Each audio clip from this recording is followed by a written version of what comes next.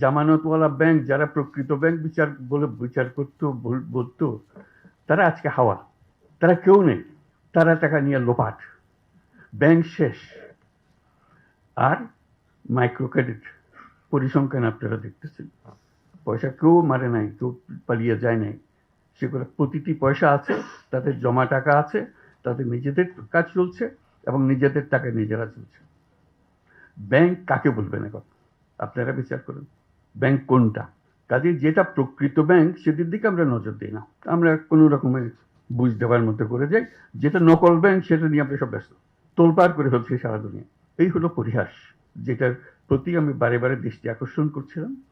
এটা ব্যাংকিং না, ব্যাংকিংটাও এইটা, প্রকৃত ব্যাংকে আসতে হবে তোমাদেরকে। এটাই হলো মানুষের ব্যাংক। মানুষ যেখানে আসতে পারে তার নিজের পরিচয়, তার টাকার পরিচয় না, সে আসে তার নিজের পরিচয়। সে নিঃস্ব একটা ব্যক্তি, সে বলছে আমি মুরগি পালতে পারবো, আমাকে কিছু টাকা দেন, আমি মুরগি পালবো।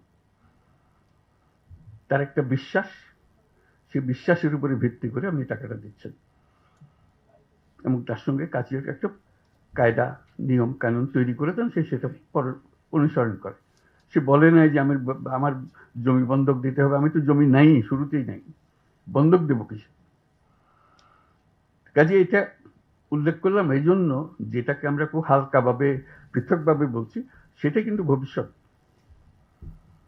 সেটাই প্রকৃত ব্যাংকিং, সেটাই হবে আগামী দিনের ব্যাংকিং, যেটাতে মানুষ নিজের পরিচয়ে কাজ করবে, নিজের বিশ্বাসের উপরে ব্যাংকিং চলবে, এই টাকা পয়সার উপরে ব্যাংকিং না। কাজে এটা হলো একটা সময়ের ব্যাপারে, আজকে ঠিক অ্যাপ্রোপ্রিয়েট সময় হলো কথাটা বুঝিয়ে বলার জন্য। রেগুলেটরি অথরিটির সৃষ্টি হলো কেন? যখন গ্রামীণ ব্যাংক শুরু হলো, প্রত্যেক এনজিও চেষ্টা করলো, এটা এত প্রসিদ্ধ হয়ে যাচ্ছে, এত নাম করছে, যেহেতু টাকা ফেরত পাচ্ছে, টাকা দিলে টাকা ফেরত পাওয়া যায়, তো সবাই চেষ্টা করলো যে আমরাও কিছু করি না কেন, আমরাও তো গরিব মানুষ নিয়ে কাজ করি। প্রত্যেক এনজিও চেষ্টা করলো যে এটা করুক, ক্রমে ক্রমে প্রসার হতে আরম্ভ করলো। ক্রমাগতভাবে এর মধ্যে নানা রকমের নতুন নতুন জিনিস ঢোকাতে আরম্ভ করলো, নতুন আইডিয়া নিজেদের সুবিধার জন্য করতে আরম্ভ করলো। এটা ভবিষ্যতের জন্য খারাপ হবে এটা মনে করে যে এটার কোনো একটা রেগুলেটরি অথরিটি হওয়ার দরকার। আমরা বাংলাদেশ ব্যাংকের সঙ্গে যোগাযোগ করলাম, বাংলাদেশ বলছে এটা আমাদের কাজ না। অর্থ মন্ত্রণালয়ের সঙ্গে কাজ করলাম, অর্থ মন্ত্রণালয় প্রথমে খুব গুরুত্ব দিল না, পরে বললো যে কি করতে হবে আমাদেরকে বলে। তখন আমরা বলি একটা রেগুলেটরি অথরিটি হওয়ার দরকার, কারণ যে হারে এটা বাড়ছে, এটা একটা বড় রকমের সমস্যার সৃষ্টি করতে পারে। এটা নিয়ে লাভ করে বারে বারে বৈঠক হলো অর্থ মন্ত্রণালয়ে। তখন গভর্নর ছিলেন ফখরুদ্দিন সাহেব, সেটা সমর্থন করলো।